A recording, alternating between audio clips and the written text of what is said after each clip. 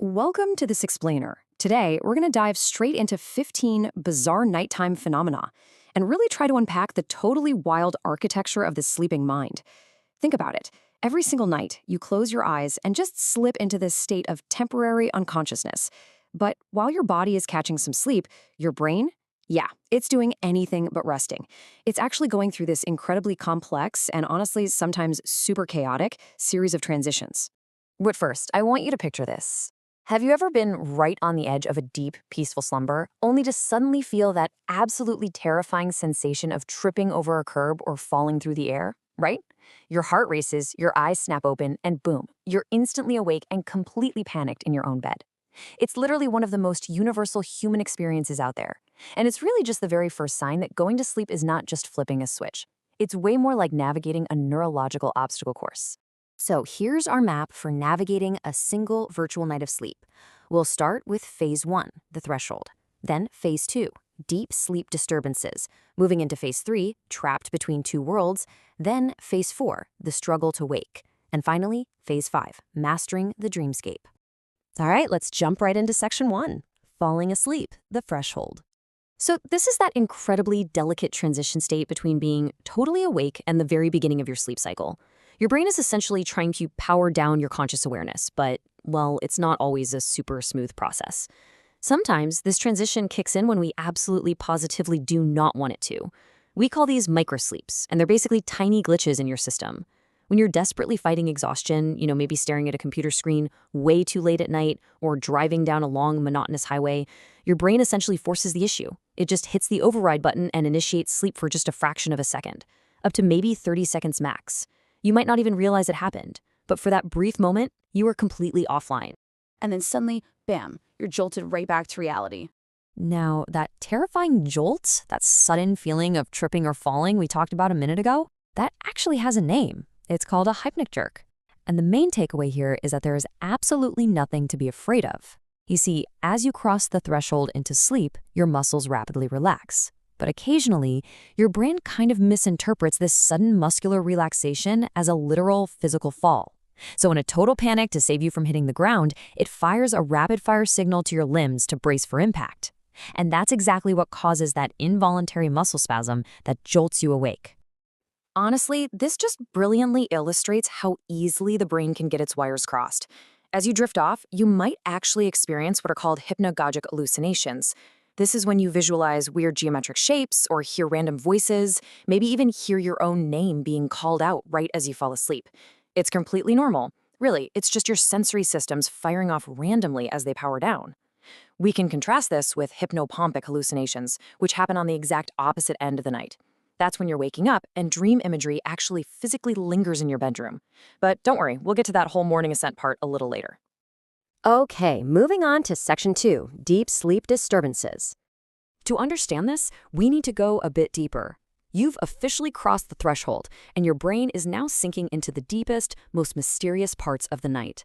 Now, normally, during certain stages of deep sleep, your brain is smart enough to suppress your motor functions so you don't actually physically act out your dreams. But what happens when that suppression protocol totally fails? Well, the brain starts acting out. This glitch can result in sleepwalking, where you're just casually navigating your house while entirely unconscious, or sleep talking, where you're mumbling completely incoherent sentences. It can even cause night terrors, which are these really intense episodes of screaming and flailing, usually without any actual memory of a nightmare causing it. You also see physical anomalies like nocturnal leg cramps and myoclonus, which are sudden involuntary muscle twitches, kind of similar to that hypnic jerk we just talked about, but happening way deeper in the sleep cycle. And what's wild is that throughout the night, these disturbances actually build on a specific timeline. About 1 hour in, as you really settle down, you might experience that myoclonus twitching. Then by hour 2, as your brain shifts between sleep cycles, those sleep-talking mumbles might start to pop up. And by hour 3, right in the absolute deepest trenches of slow wave sleep, well, that's where the major events like sleepwalking or those super intense night terrors typically strike. So the severity of these physical disturbances really ramps up as the night progresses and your brain cycles deeper and deeper. Which brings us to section 3, trapped between two worlds. I gotta say, this is probably the most unsettling phase of our journey. We're talking about the boundary states of sleep, where the overlap between the waking world and the dreaming mind creates these genuinely terrifying glitches in our operating system. And the mechanics behind this horror, they are fascinating. Sleep paralysis is very often described as feeling like you've woken up dead. Remember that motor suppression thing we literally just talked about? Well, during REM sleep, which is the phase where you do all your most vivid dreaming, your brain chemically paralyzes your body so you don't physically jump out of bed and run from a dream monster. But in sleep paralysis, your conscious mind actually wakes up, yet the REM sleep paralysis protocol is still fully engaged. So you are chemically locked down. You can't move, you can't speak, and because REM sleep is literally bleeding into your reality, people very often hallucinate this terrifying, heavy shadow presence standing right there in the room with them. And if that wasn't terrifying enough, sometimes this boundary state glitch isn't physical at all. It's auditory. Just imagine lying there in the pitch black, almost completely asleep, when suddenly, bang, a massive, deafening explosion goes off right next to your ear. That super startling auditory hallucination is actually a real documented phenomenon called exploding head syndrome. I know, the name sounds incredibly scary, but honestly, it's totally harmless. It's really just a sensory misfire in the brain that causes you to hear a loud, completely non-existent crash, kind of like a cymbal crash or a bomb, that just jars you completely awake. Now, on the completely opposite end of the spectrum is the false awakening. Instead of waking you up with a giant bang, your brain plays this incredibly frustrating trick on you. You dream that you've woken up, gotten out of bed, brushed your teeth, maybe even started making coffee and doing your whole morning routine, only to actually wake up in bed, realizing with total dread that you have to do the entire morning all over again. All right, let's look at section 4, the struggle to wake. Speaking of the morning, let's shift gears and talk about the ascent back out of the dark. Just as falling asleep is this super delicate process, booting the conscious brain back online can be, well, incredibly clumsy. During this morning ascent, your brain faces a couple of major hurdles. First off, there's sleep inertia. And look, this isn't just your regular everyday tiredness. It's that profound, prolonged grogginess where your cognitive functions are still basically running on dial-up internet. Then, just as we touched on earlier, you might experience those hypnopompic hallucinations. That's where you wake up and still see, say, a dream spider crawling on your bedroom wall for a few terrifying seconds before it finally fades away. And finally, we have confusional arousals. This is waking up highly, highly disoriented. You don't know where you are, what year it is, or even why your alarm is ringing. Your brain simply got caught pulling you out of a really deep sleep stage before it had the proper time to load up your memory banks. Which brings us to our final stop, section 5. Mastering the dreamscape.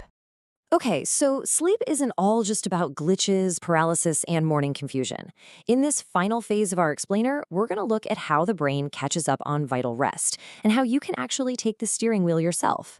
Let's say you've had an absolutely terrible week of sleep. You've been pulling all-nighters, and your brain is just absolutely starving for REM sleep.